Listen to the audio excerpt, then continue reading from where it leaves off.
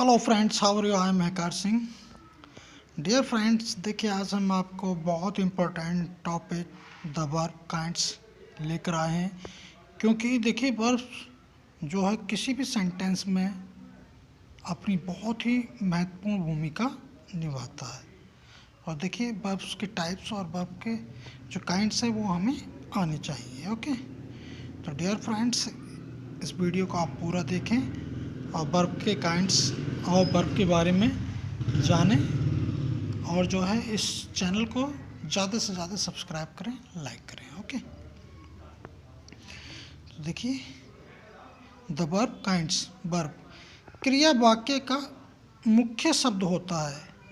कोई भी वाक्य वर्ब के बिना नहीं बन सकता। यदि वाक्य में केवल एक ही शब्द हो तो वह शब्द वर्ब ही होगा। समझे आप? यदि सेंटेंस में एक शब्द है तो वो वर्ब ही होगा। तो इतना महत्वपूर्ण टॉपिक है ये आपके लिए। ओके, तो देखेंगे जैसे नंबर 1 हॉल्ट। हॉल्ट मीन्स रुकिए। तो ये क्या है? ये एक सेंटेंस, एक ही वर्ड है और ये हमारे सेंटेंस को कंप्लीट कर रहा है। हॉल्ट, रुकिए। ठीक है, तो देखिए ये क्या है? ये वर्ब है। Number 2 Ravi writes a letter. Ravi एक पत्र लिखता है, यानी कि रवि राइट्स ए लेटर। तो उसमें देखिए 4 शब्द हैं, रवि, राइट्स और ए और लेटर। तो राइट्स क्या हो गया इसमें? ये वर्ब है। अब देखेंगे third, she is going out. अब देखिए इसमें 4 शब्द हैं इस सेंटेंस में, और देखिए इसमें 2 वर्ब हैं, इज़ और गोइंग। और number 4 the boys have been playing cricket for 2 hours. अब देखेंगे इस सेंटेंस में जो वर्ब हैं वो 3 वर्ड है, हैव, बीन और प्लेइंग। अब देखेंगे next sentence, I shall have been reading a book for 2 hours.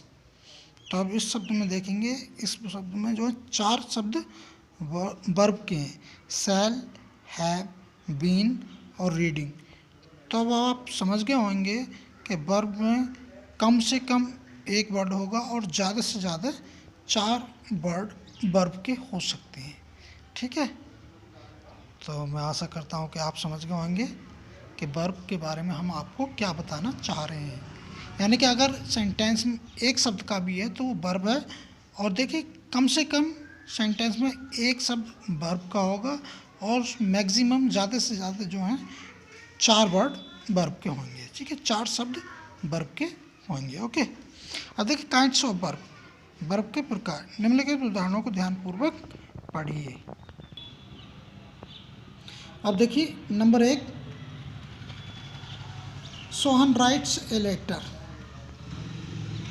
Number 2, Mohan came here.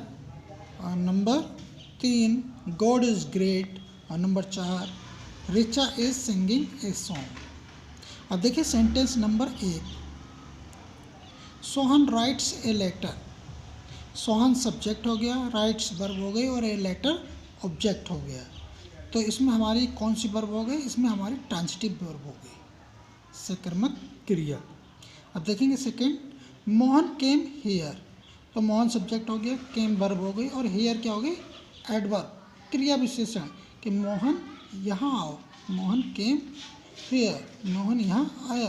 तो ये क्या हो गई? ये इसकी विशेषता बता रहा है। तो इसमें इस सेंटेंस में वर्ब क्या हो गई?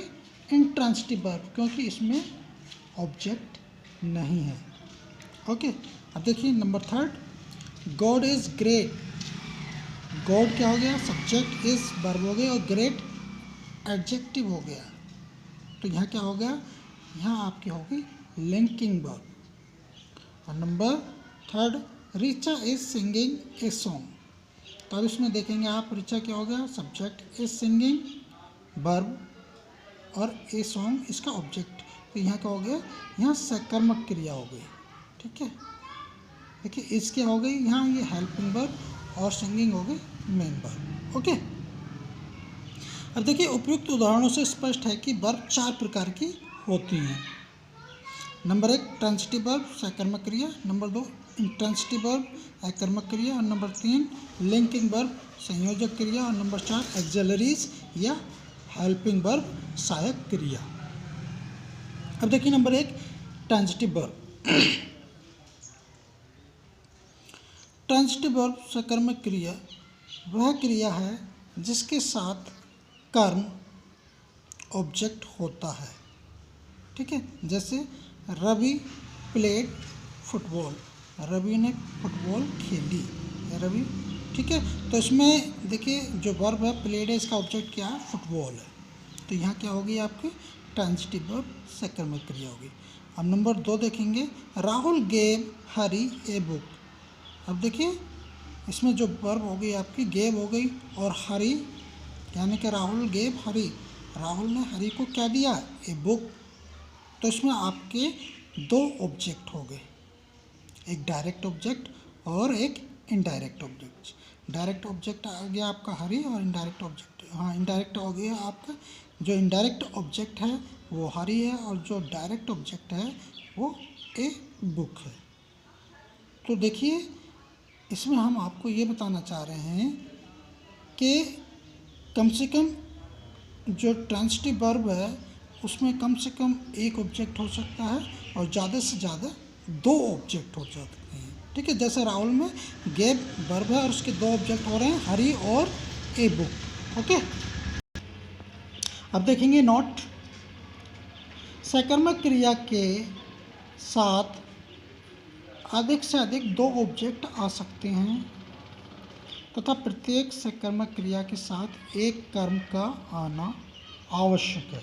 जैसे कि आप पीछे जो हैं दोनों एक ऑब्जेक्ट वाला और 2 ऑब्जेक्ट वाले 2 एग्जाम्पल समझ चुके हैं, ठीक है, जिन्हें हम आपको बता चुके हैं।